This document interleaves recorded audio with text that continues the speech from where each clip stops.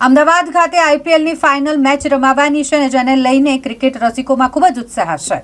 Ahmedabad Narendra Modi stadium ખાતે જ્યારે આઈપીએલની ફાઇનલ મેચ યોજાવાની હોય ત્યારે ટ્રાફિકને લઈને એક જાહેરનામું અમદાવાદ ટ્રાફિક પોલીસ દ્વારા બહાર પાડવામાં આવ્યું છે અને આ જાહેરનામા વિશે ટ્રાફિક ડીસીપી નીતા દેસાઈએ માહિતી આપી છે।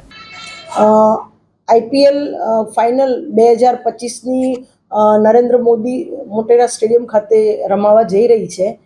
એમાં ટ્રાફિકના બંદોબસ્ત અંગે જોઈએ તો પાર્કિંગ પ્લોટો 15 પાર્કિંગ પ્લોટો છે, જે શો માય પાર્કિંગ દ્વારા તમે પાર્કિંગ પ્લોટમાં તમે તમારો સ્લોટ બુક કરાવી શકો છો। એના પ્રતિબંધિત રોડ અને ડાયવર્ઝન રૂટની જો વાત કરીએ તો જનપદ ટીથી સ્ટેડિયમના મુખ્ય ગેટ આગળ થઈ કૃપા રેસિડેન્સી ટી થઈ અને મોટેરા ટી સુધીનો આખો રસ્તો બંધ રહેશે। આ જે રસ્તો બંધ રહેશે એના સિવાય જો એ રસ્તાના ઉપયોગ કર્યા સિવાય ડાયવર્ઝન રૂટ જો આપણે જોવા જઈએ તો ગાંધીનગરથી આવતા લોકોને તપોવન થઈ ઓએનજીસી સર્કલ થઈ વિસદ ટી થઈ અને જનપદ ટી અને પ્રબોધરાવળ એ રીતે અવરજવર કરી શકશે। એ સિવાય કૃપા રેસિડેન્સી ટીથી ભાટ કોટેશ્વર થઈ અને એપોલો સર્કલ થઈને પણ અવરજવર કરી શકશે। આ જે ટ્રાફિક બંદોબસ્ત છે આજનો, એમાં એક JCP, 3 DCP, 3 ACP, 12 PI, 23 PSI સહિત એએસઆઈ, એચસી, પીસી થઈને 880 જણનો ટ્રાફિકનો બંદોબસ્ત ગોઠવવામાં આવ્યો છે। પાર્કિંગ પ્લોટની ક્ષમતા અલગ અલગ પાર્કિંગ પ્લોટની ક્ષમતાઓ અલગ અલગ છે।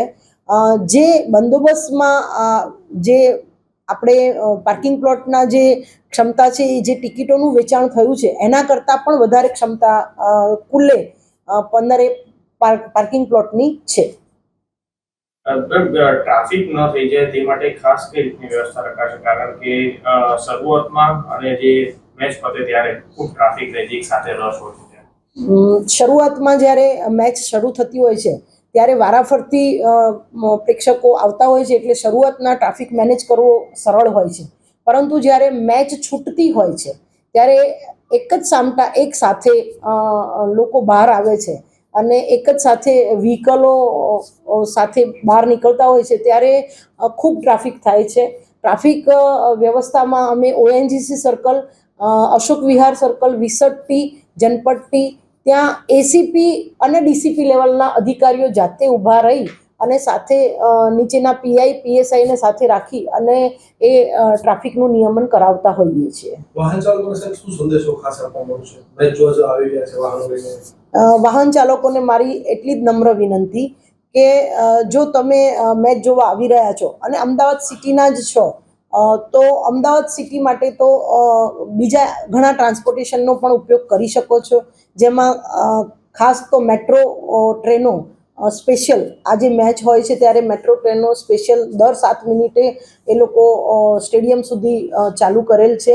છૂટે ત્યારે પણ એ રીતે એ લોકોએ ટ્રેનો મેટ્રો ટ્રેનને એમણે વધારે ફ્રિકવન્સીમાં ચલાવી રહ્યા છે। એ જ પ્રમાણે બીઆરટીએસ ને એએમટીએસ સાથે પણ અમે સંકલન કરેલું છે, એટલે બીઆરટીએસ અને એએમટીએસની પણ વધારાની રૂટ ઉપર બસો એ લોકો મૂકતા હોય છે। પ્રાઇવેટ વ્હીકલ લઈને આવનારાને પાર્કિંગ પ્લોટમાં પાર્ક કરી અને પછી ચાલતા એમને સ્ટેડિયમ સુધી જવાનું હોય છે। પાર્કિંગ પ્લોટ પણ શોમાય પાર્કિંગ દ્વારા તમે ઓનલાઈન બુક કરાવી શકો છો।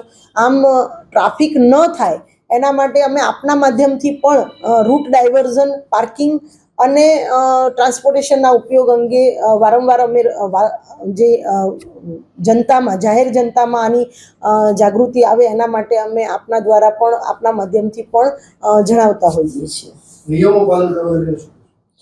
ટ્રાફિકના નિયમો પાલન કરવામાં કેટલીક રિક્ષાઓને અને કેટલાક ઓલા ઉબેરની ગાડીઓ જે વધારે પડતી ભીડ કરતા હોય છે અને વધારે પડતું ત્યાંના જે પ્રેક્ષકો બહાર નીકળે છે ત્યારે હેરાનગતિ કરતા હોય છે, ત્યારે અમે કેટલીક રિક્ષાઓ જે મીટર વગરની છે એના પણ અમે કેસો સેમિફાઇનલમાં પણ અમે 25થી વધારે કેસો કરેલા જ છે રિક્ષાના પણ, અને કેટલીક ભાડા અંગેની તકરાર કરતા ભાડાના વ્હીકલો માટે પણ અમે જાતે પોલીસ ત્યાં ઊભી રહી અને જો એવું જણાય તો એના ઉપર પણ અમે કેસો કરેલા છે।